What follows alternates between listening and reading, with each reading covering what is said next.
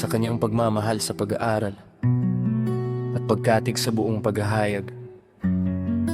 Nagsimulang maakit ang pansin ni Cain sa maling kinanglas sa unay, tila nagpapaliwanag at nagbibigay ligtas sa landas ng kaligtasan.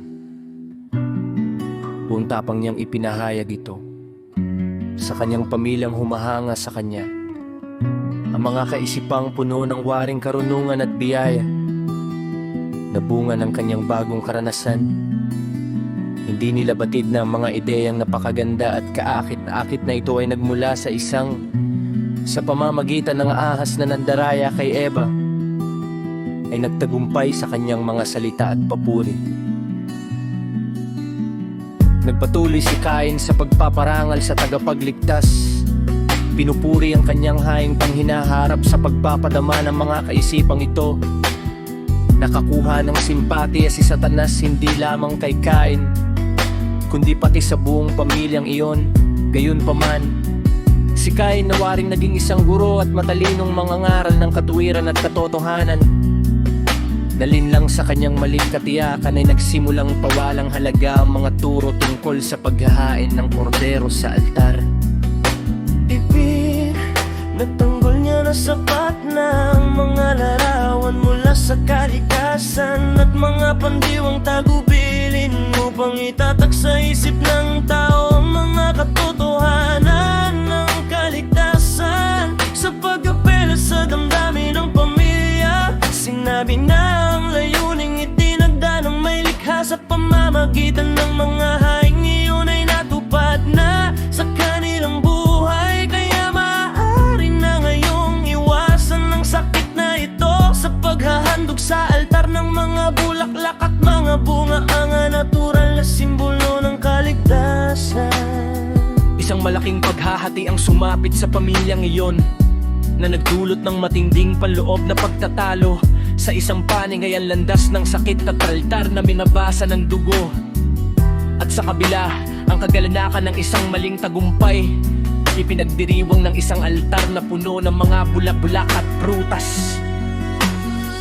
Kung tatanggapin nila ang panukala ni Cain, mahuhulog sila sa sakop ng tukso. Ang pamilya ay nasa lahi, at si Satanas sa pamamagitan ni Cain ay nagpilit sinusubukang hikayatin silang magpasya sa kanyang panig, na nagsasabing kung ang walang hanggan ay hinag-aalala sa pagbabagong ito, sa pagkahinog at pagpapahayag ng pasasalamat para sa kanyang sakripiso, na sinasagisag din ng mga bulaklak at prutas. Ang buong sansino ko ba'y nabagabag sa harap ng desisyong malapit nang ipahayag ng pamilyang iyon na kataya ang trono ng sansino ko. Pagkatapos ng mabangis na labanang espiritual sa paghahanap ng panlilinlang na nagkubli sa mga salita ni Cain, ang mga magulang na iyon sa takot na mahila palayo sa tagapagligtas ay nagpasyang tanggihan ang panukalang iyon.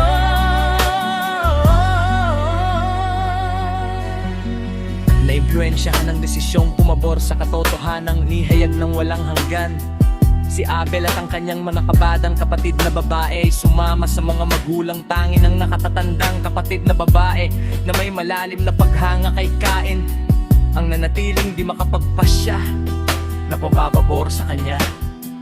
Bagamat isinasaalang-alang ang pagbagsak ng buong sangkatauhan ng mga hukbo ng kaway ay nagalak sa muling pagkakaroon ni Cain bilang isang alipin sa labanan ngayon para sa pagkamit ng kabataang iyon na di makapagpasya na sumama sa kanyang kapatid na maaring maging ina ng isang makasalanang henerasyon sa loob kung saan palalakasin ang kaharian ng kadiliman. Nang malaman ang mapakhimagsik na posisyon ni Cain, sina Adan at Eva, kasunod ng dahilang kanang kapag na anak, ay nagsimulang makiusap sa kanya ng may pagmamahal. Sinusubukang kumbinsihin siya sa pagkakamali. Ang anak na iyon, gayunpaman, ay nanatili sa kanyang posisyon ng hindi agresibo. Tiwala siyang may pag-aproba ng may likha sa kanyang mga revolusyonaryong ideya.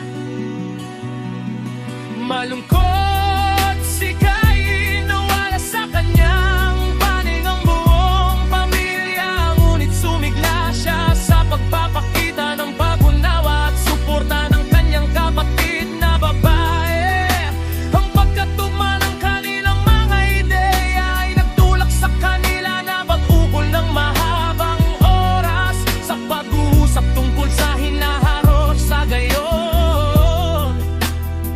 Isinilang sa kanila ang ideya ng pagtatayo ng isang bagong altar kung saan sikain.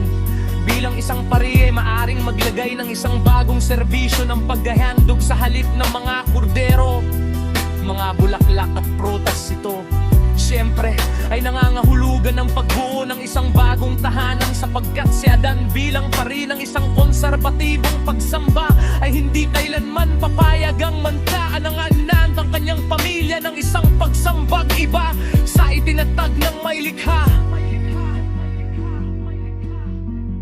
Lumalaki ang ideal sa puso ng batang mag-asawang ito, nagdadala ng mga pangarap ng isang tahanang pulo ng mga batang naglalaro sa paraisong naliiko sa sikat ng araw.